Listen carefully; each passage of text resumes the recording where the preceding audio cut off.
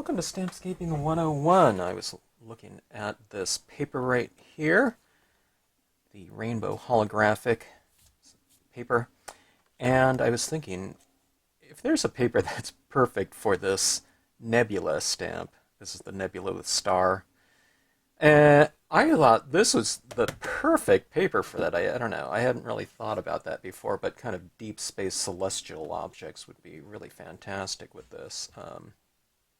Whatever, star birth, I don't know, the different sky figures that I've had, I love using them on white paper and kind of toning them in and whatnot, but some of the photographs that we've seen over the years from Hubble and, I don't know, just different radio telescopes, etc., have some really dynamic looking kind of color arrays or whatever. And let's see what it looks like on holographic. All right, so this is what I'm going to do here.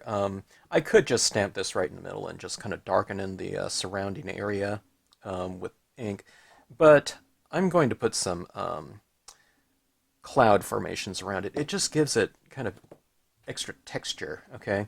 But I don't want this to be glowing in that same color pattern as the paper itself, as the nebula. I want most of the attention brought to the nebula. So wherever I stamp this cloud, I'm going to do a little bit of blocking out. Okay, so we're just going to take some white pigment ink like so. And this is the Brilliance pigment ink. I don't think the regular pigment inks will dry on this type of surface. You can, play around and test out some different papers, but I don't know.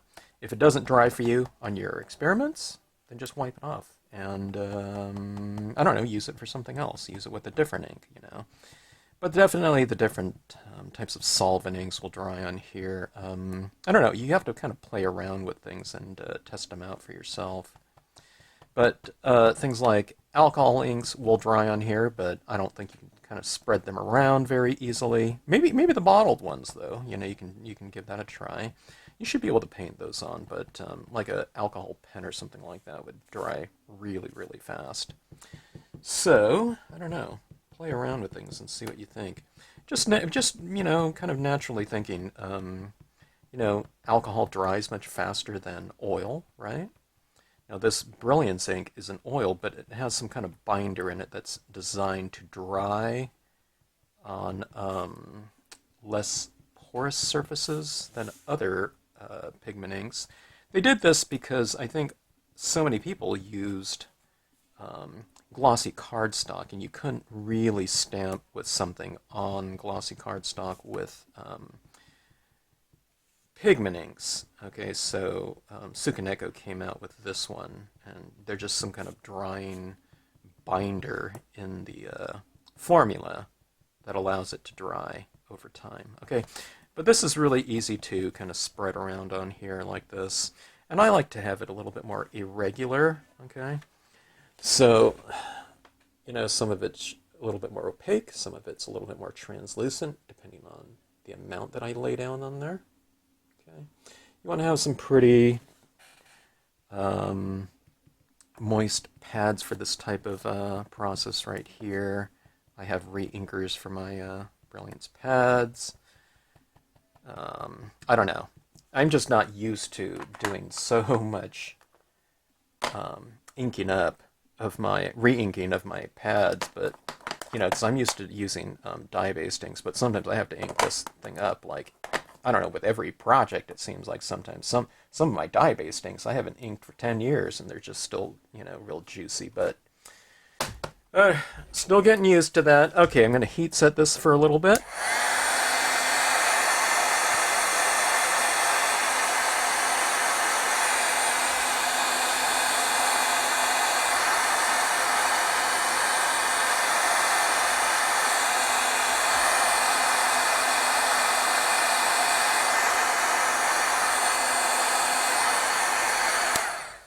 Now, when I heat set pigment ink, kind of applied in this fashion, especially kind of in the thinner, more translucent areas, I find that it dries darker normally. I don't know, it's just, I don't know, we're getting rid of some of that oil in there, and I don't know if it's kind of the oil's evaporating or whatever, and we're just left with the pigment in there or whatnot, but it does dry a little bit darker. So sometimes if it just seems like you're missing too much of it, just add another layer on there, okay?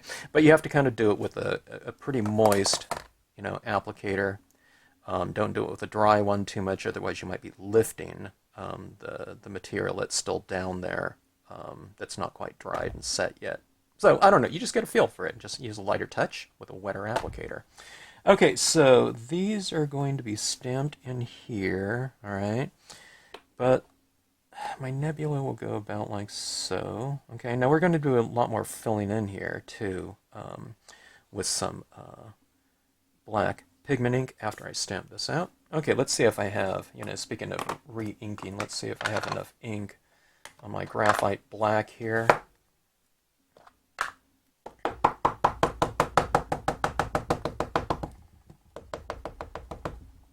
Yeah, it looks pretty moist.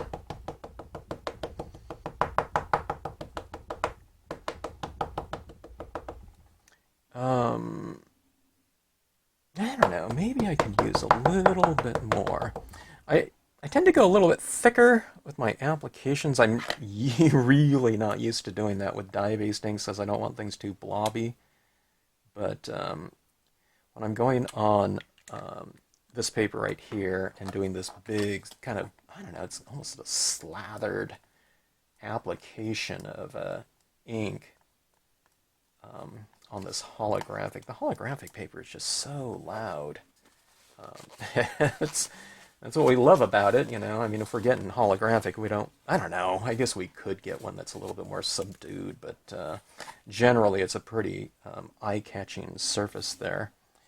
I don't know, it's just really fun to play around with. Okay, so I'm going to wipe off around the perimeter here a little bit so that it transitions to the sides, maybe slightly more gracefully. You don't have to do that, but it just kind of makes some of the other processes just go a little bit faster in terms of the blending in of the edges, okay? So we want the edges to be there because it defines the interior negative space, in this case the nebula and star. They're reversed, they're not positive, okay?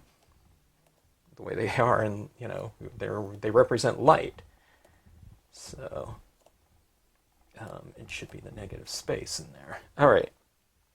That is that. So see that even though it's a rectangle shape like that, it transitions out. You look at this on the holographic, you can barely see the edge right there. All right, now so we have all that out there, and what I want is the attention brought in here, okay?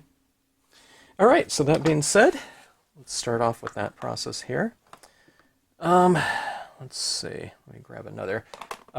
Just, if I haven't mentioned it, 100% cotton balls. I find that the synthetic ones, for me, when I've tested them before, and I really wanted them to work, but they just didn't, they wick moisture, and I need the cotton ball here to absorb moisture so that I can transfer that moisture, which is the ink, onto the scene. If it's wicking moisture and not kind of accepting too much of that moisture to begin with,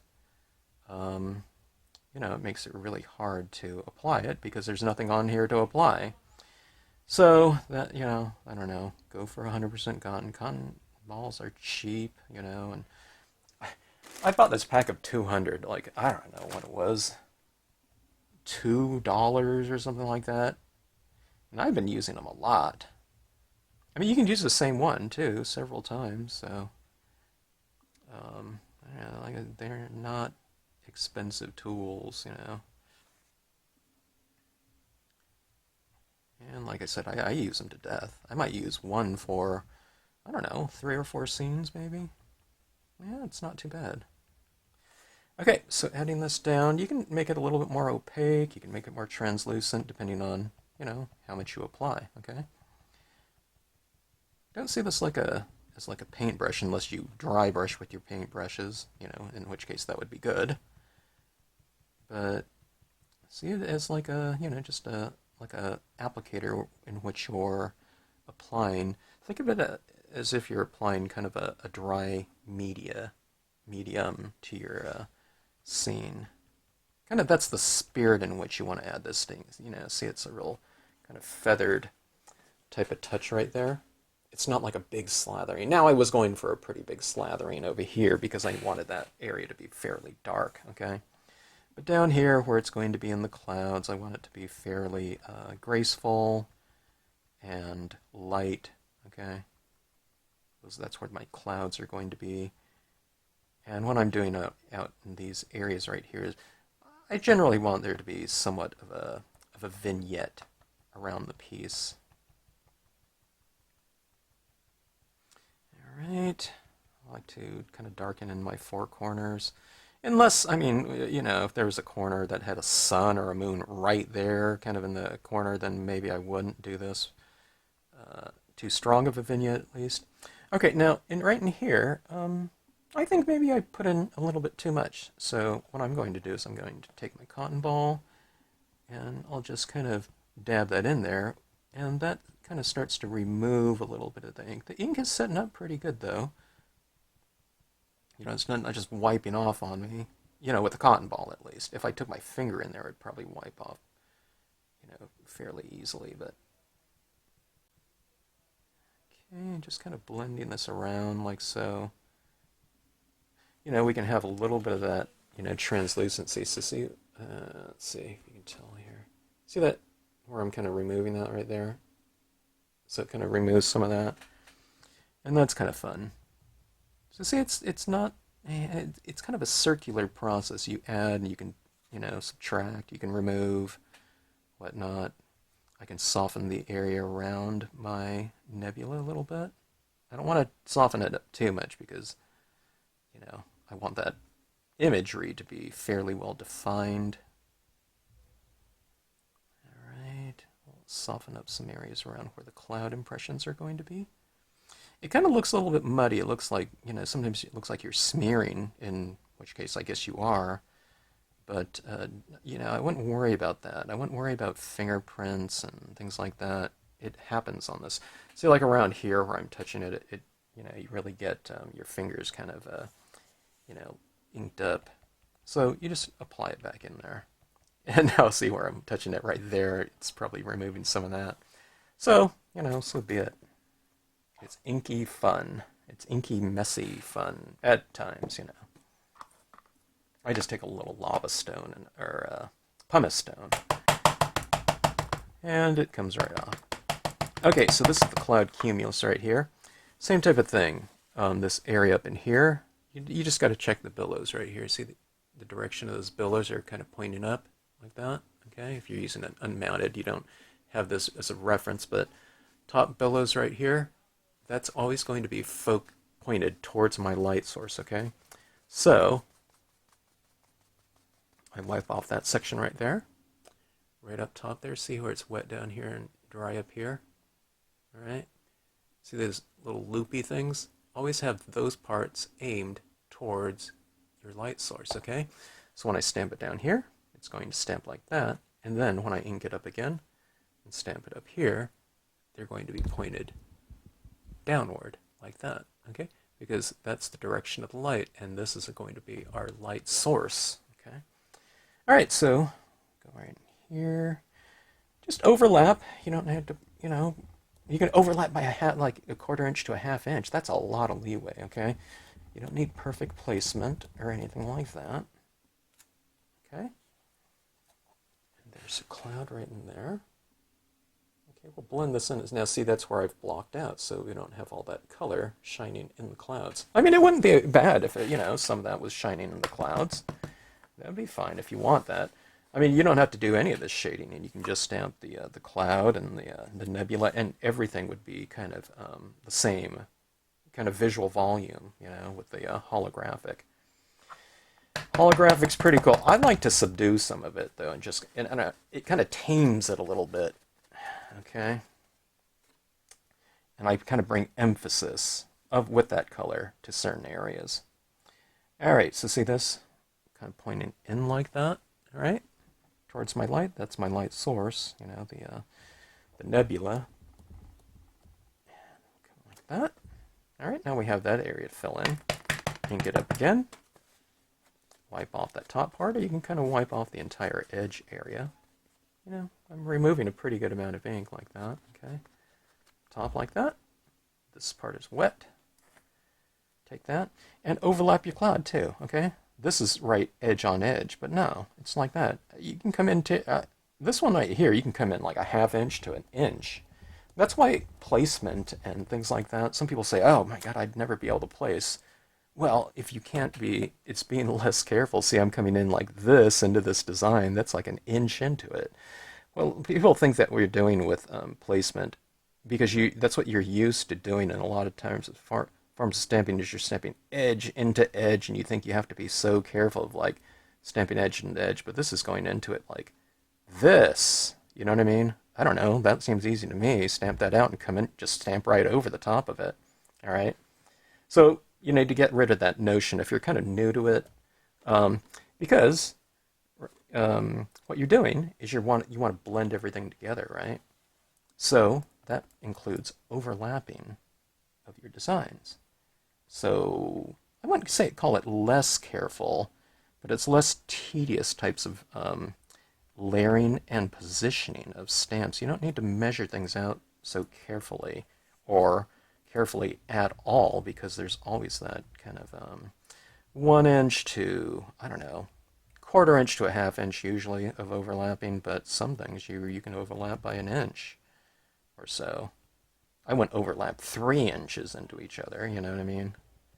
You're not going to do like this, but you know, you can come in here like so. All right, so that being said, there's my clouds, and they should be kind of a little bit more white like that, but look at that, like so, okay? Now this area out here doesn't really interest me terribly still, so I think I want to, oops, let's get a clean one here, or a dry one. Let's remove a little bit more of that area right there. You could put the signature of the artist in there. You can put your fingerprint in there if you want to. Do a color lift. But see this right here? It's a really forgiving medium because you can kind of remove it. Now that will set up over time, okay? Give it time tomorrow. You can, you know, it'll be dry. For me, you know, in terms of the weather right now, it's not, it's kind of warmer and drier outside here in California, Southern California at this time. I don't know, it might dry a little more slowly during a different time. Okay, but there, see, I'm getting a little bit more of that shining through like that. See that? Isn't that fun? Now, let's see what I can do here. Let's heat set this a little bit more.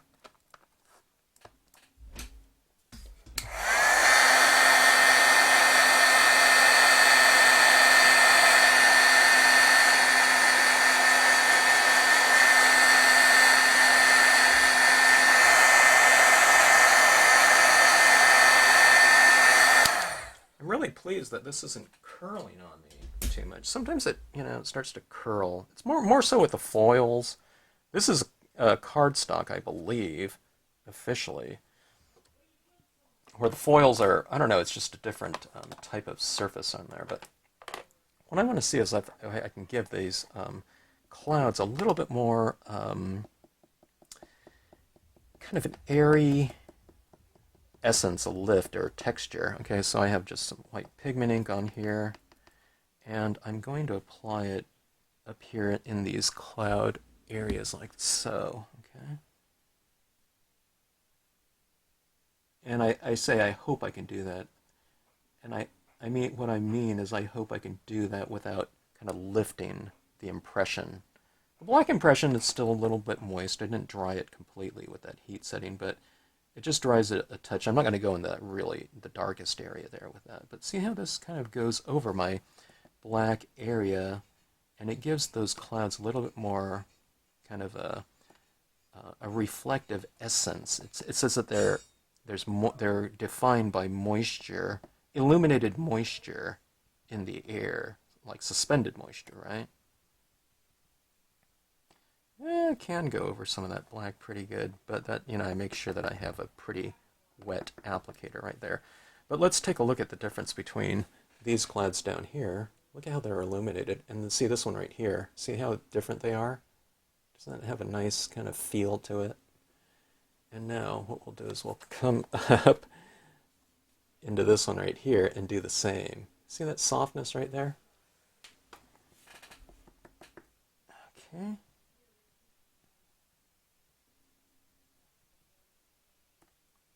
It kind of looks pretty good over that black area too, doesn't it?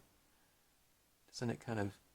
It changes the spirit when you add in this type of texture into a piece. It's one of the few times in stamping where you can get kind of a textural difference, okay? Because everything that we do in stamping, we're going for crisp impressions. We're stamping crisp impressions, okay?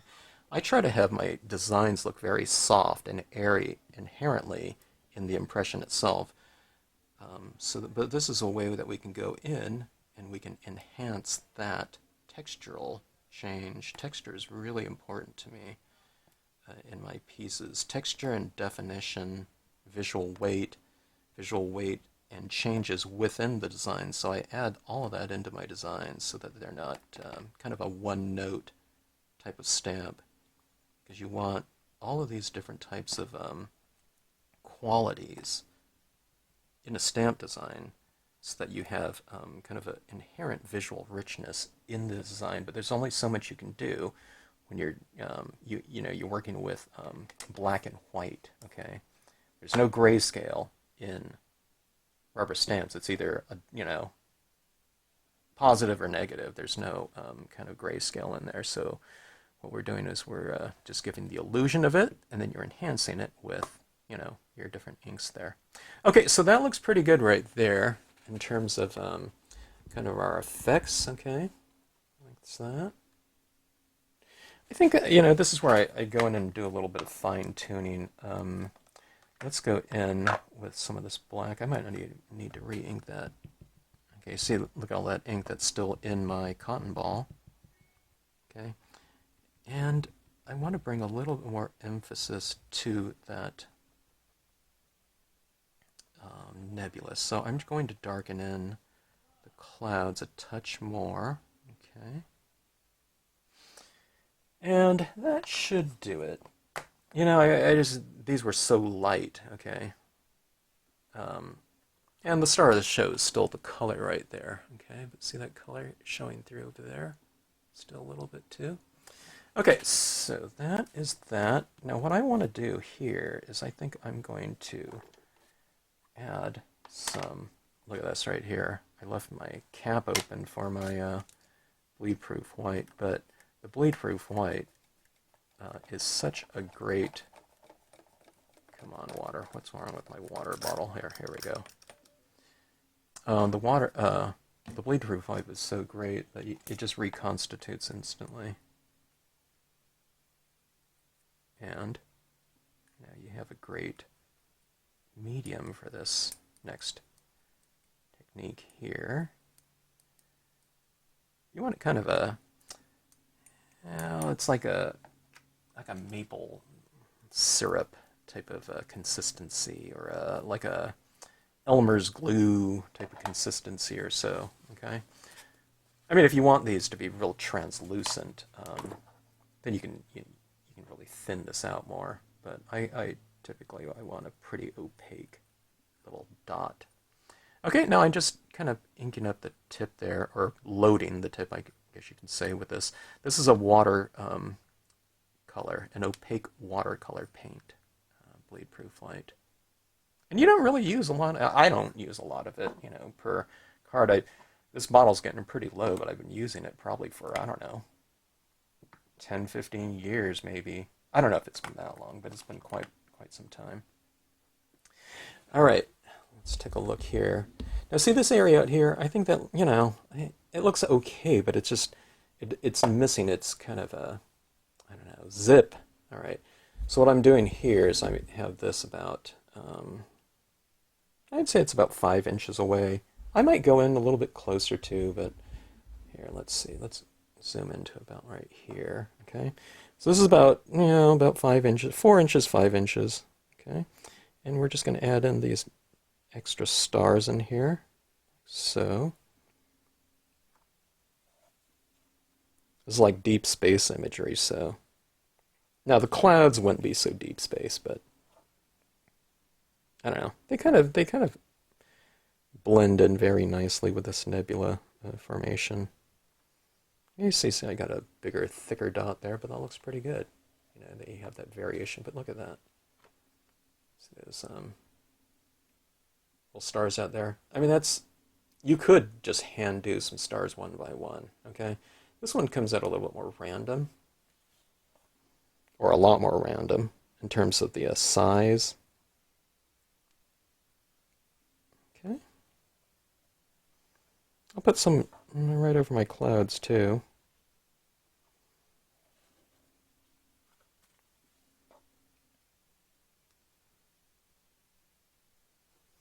All right, your thumb looks like that after, but you just kind of wipe it right off and it comes right off. All right. Calligraphers love this stuff. It's kind of made for calligraphers. Okay, so we have that. So that really added some nice, I don't know, kind of texturing and visual depth to the piece. Having those stars, you have some of it over here, but the paper is so loud you can't really see. If there's like these little dots on there, yeah, I guess you can see it. You can see it at some angles like that. But then when it's like that, they really blend in with the background. Okay, so let's see. Let's add a little bit of a focal point to this scene. I think we can make things a little bit more dreamy. It's supposed to be deep space, but I kind of anchor it with kind of celestial types of objects. It could be trees or something like that. When you get to a point like this, you have to kind of figure out which way is up and which way is down. This looks like we're out in space like that to me. That one's not good. It looks like either like this or like this. This way it looks pretty good to me. So if I put some trees down here, that would be okay. Something like that. I don't know. I tend to like using little birds. I tend to think it looks very dreamy in terms of the situation here. Let me go find my eagles, I think. All right, I have my eagles here. I always like using them together. I don't know. It seems like they're very evocative in terms of some sort of kind of emotional type of I don't know, scenario or something like that, and then you use them together. You can use them independently, but all right. So I tend to see these two as kind of soaring together in the sky. The question is, do I need to heat set this again? I don't think I need to.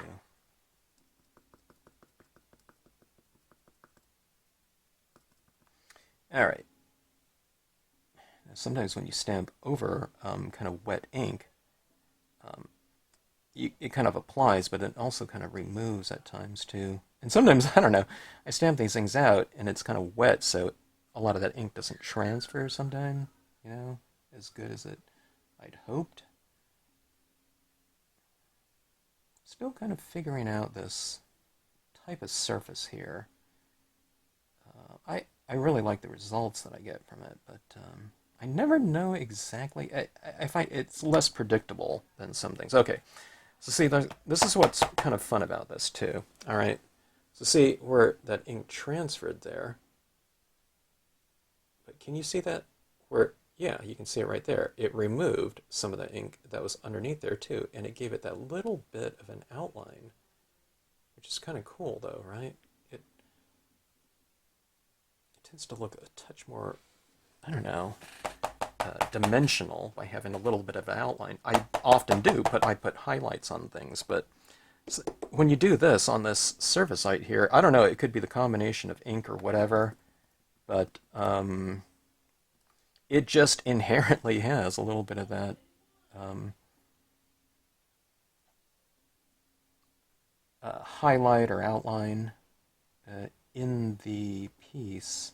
Okay, so all right, now I'm stamping this in black, so I can't stamp it against black, otherwise it's not going to show up. So what I'm doing is I'm looking for an area where it's in front of a light area. It doesn't have to be all in the light, but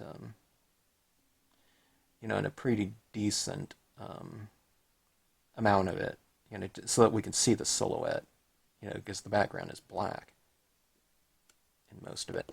All right, so here's, okay, so see that? Applied like that. But now look at this right here. Let's see. See that right there? It's an oil-based media. So when I do that, something now, see it has that little bit of an outline around it. So what I like to do is I'd like to clean that up a touch too, right there, if I don't get a good clean impression. So what I do is I just take a little bit of a pigmenting and I just kind of fill it in accordingly, okay? With a Q-tip and it works out great. All right, so we have our kind of emotional kind of a addition to the piece. I don't know, it could represent, I don't know, it represents peace or wildness and connection and friendship to me, like that. All right, now we can add some additional trees or something like this down here if we want to. If I add it down here, though, in this black wet ink, I'm not really quite sure what that would look like. This looks pretty good like this, too, huh? But I think it looks best this way. All right, now what I'm going to do on some videos, I'll format this, I think, you know, kind of adding, I don't know, some sort of a border around this. I'm thinking about like a Star Dream lapis lazuli or something like that would look really good. Kind of a white maybe in between, or a silver. I think this, maybe, I'm not sure. We might have to go with something. Yeah, the silver might be too dark, okay? Like that, but the silver could be a component of it, but, you know, what I like doing generally is if I have little tiny dots of, you know, flecks of white or highlights, I like to give it a little bit of a thin border like that, and then you can go like that, you know? Wouldn't that be pretty dynamic? Or you can just, if this is too loud, you can do something a little bit more subdued. Like, here's a lapis lazuli right here, you know, something like that. Or black would look good too. This one has a little bit of a, you know, iridescence to it. Look at that. I mean, look at these colors in here. You can get your red glowing nebula, blue, purple, greens, you know what I mean? You can have every color. That's what's kind of fun about this. Usually, it's like the full spectrum's in there. So unless you hate color in general, then this maybe isn't the one, you know, for you. But if you like certain colors, there's all these different colors in here. Here's kind of a more subdued, you know, one. You can probably find a warm tone somewhere in here. Here's the cool tones like that. Look at that right there. But see, here's my clouds here. If, you know, the clouds had some of that color showing, I mean, it would be okay, but it would be, you know, all that kind of patterning would be going on through those clouds right there. So see how these birds in here really stand out against that background fairly well. And I think just having something kind of a little bit more static in here kind of balances out the scene. And then in here, you have it, but it's just a lot more subdued. So that's where the blocking out in here, and then the revealing, you know, comes about too. So all those little like things like that are really fun to, I don't know, whatever, employ within, you know, the visuals here. As I said that, I was thinking, okay, let's add a little bit more texture in here. Let's add a little bit of this white. Really blot this out a lot so that you're barely applying any of this, and you want it to where even after a few light to little taps, you can't see anything. Okay, that's the kind of touch you want. Oops, this might be this had some ink on it before it's all hard and crusty. Let me see if this will work here. Yeah, it looks pretty good. So you can even use your Q-tips. Again, there was dry ink on here, and it was real crusty. I don't want a crusty kind of application of this here. But see some of these stars right here, maybe on a couple of the larger ones. I'll just try to make them glow a little bit, like so. See that right there? Isn't that kind of a nice little glowing texture within that piece? Here's a kind of a large dot right here. I almost applied too much there. Just kind of take it easy, and just lightly dab on there, okay? You want there to just be a little bit of a glow around some of these, which means just, barely applying any of this thing. And then some of these little dots in here over the clouds look really good when you kind of make them glow too. Or you can make the tops of some of these billows a little bit more illuminated too. From a textural standpoint, it makes them a little bit softer as well.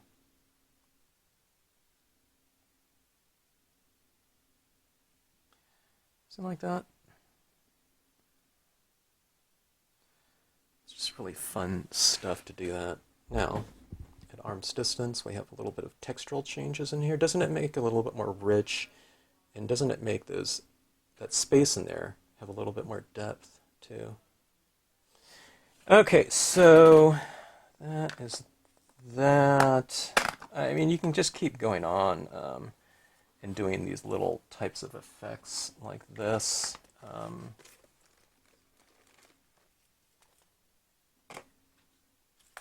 Let's see here. Let's get a little of this glue going right here. Mono Aqua by Tombow. Not that I don't know.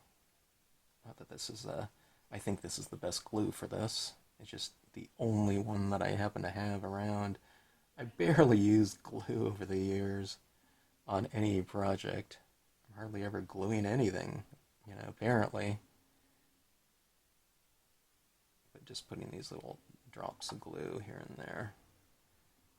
Okay, and kind of make them a little bit more irregular in some spots. You can even put, a little bit on the cloud or something like that. A little sparkle. Okay, so, alright, now let me get rid of this piece of paper here. I'm always kind of running my card into that little glob of glue. This is just some regular copy paper that I'm stamping on. Okay, so let's see here.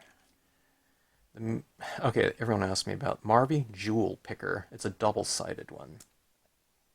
Thank you to the person that recommended this to me. They said they went through several of them, and this is the one that they've arrived at. It's so nice to be able to kind of get that type of recommendation where someone's already done the testing, for you, and, can just recommend something, just, whatever. Hands down, they found that one was the best, to work for them. All right, now my jewel picker, my finger's stickier than the jewel picker.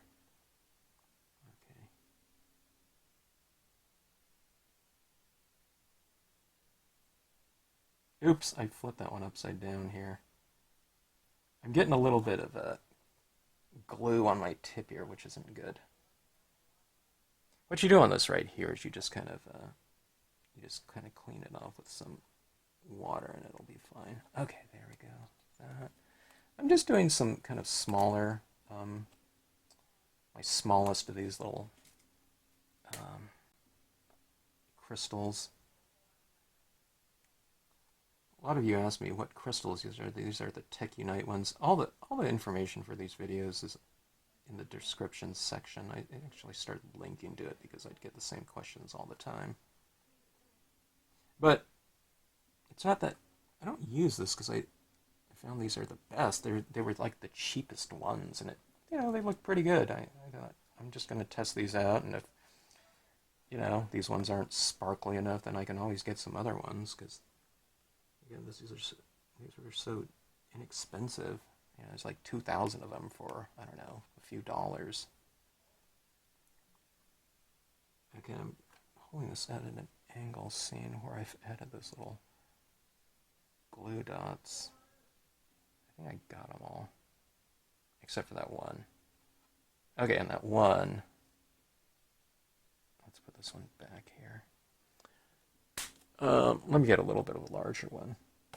I don't know, just for kind of a size variation here within the crystals.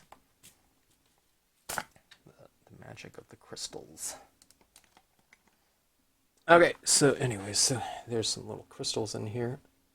You see them right here? You know, they're a little bit extra sparkly. There we go. See those right there? To me, those are kind of fun. They're like, to me, it's kind of the essence of adding in like a, and see, there's that little sparkle up there in the cloud. I think that looks pretty good. So you can see all the crystals like that. Can you see them right here, here, here, here? But then when you add it like that, they add that little twinkly kind of essence to them. Like so. Oh yeah, look at that right down here. Watch these come to life like when I go like that. See that? And what I'm going to do is I really need to format these pieces that I'm doing into cards, but then I think this would go perfect with a quote or something like that based on the stars or something like that, or the colors of nature. Okay, deep space is still, you know, nature, right? And we'll mat this off, but I don't know. It's a really fun, dynamic little surface like that. And again, here's all those little extra effects in here, you know, with the little pigment ink over some of those stars and those little extra little twinkly bits in there. I don't know, sometimes when I work on this type of paper, kind of my gauge for, you know, whether I should add something to it, it's like, if you gave this card to a child, you know, what are those types of things that they would really kind of find kind of wonder in, you know? And I think if they saw those little sparkly stars, that would be something that would be really fun for them to see, you know? If they would, I don't know. Maybe these days when they're playing everything on the their devices and stuff like that, you know, maybe not, you know, you know, that enchanted with little, you know, sparkly little dots like that, you know, on a card or whatever. But I don't know. I think about what I would have liked as a kid, and I think, you know, different things like that would have been really fun. If you have some little glitter glue or sparkles, you know, you can put that in there too. Stuff like that, you know, make it really fun. And, you know, you can put this, format this onto a card, and you open up the card maybe, and you do some of that, what do you call it, that iridescent, or like foil embossing or whatever. You can do stuff like that, and you can carry, you know, some of the qualities of this type of surface right here onto the interior of the card for sequential aesthetics and, I don't know, kind of, you know, unity or whatever. Okay, so anyways, fun stuff. Really enjoyed seeing what this nebula here looks like in the rainbow holographic. And I think it looks pretty good. I think it adds kind of a nice kind of essence, you know, to what that design kind of is about. You know, it's about glowing gases in the sky. So, I don't know, I think it worked out pretty good. And there's like colors for, I don't know, for everyone. All right, so anyways, thanks again for watching. If you like this video, I hope you hit the like button, subscribe to the channel. Thanks as always for watching.